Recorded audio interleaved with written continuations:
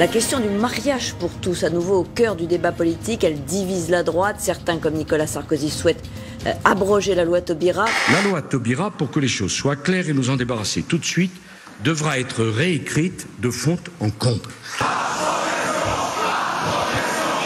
Le temps est compté. Quand on dit... Et face à la pression de la foule, Nicolas Sarkozy finit par céder. Si vous préférez qu'on dise qu'on doit l'abroger pour en faire une autre, en français ça veut dire la même chose, mais ça aboutit au même résultat. Le président français, oubliant de saluer Vladimir Poutine, puis se ravisant. Un acte manqué, à l'image de ce G20 marqué par la défiance entre Russes et Occidentaux.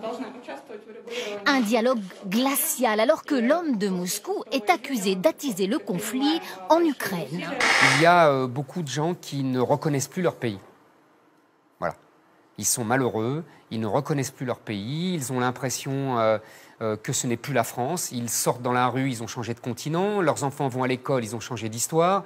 Ils votent pour des gens qui ne font pas la politique pour laquelle ils ont été élus et qui en plus sont des enfants qui doivent avoir une bonne note à Bruxelles.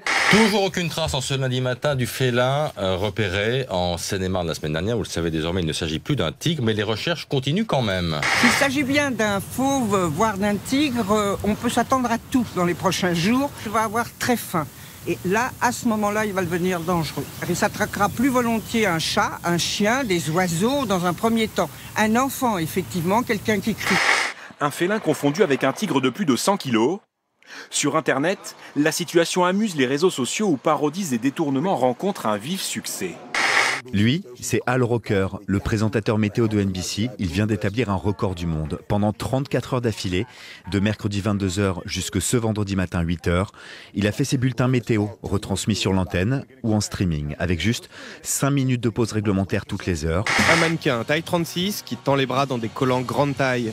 Cette photo improbable a été repérée par un internaute sur le site de vente en ligne Blanche Porte. De nombreux messages d'indignation ont été publiés sur Twitter.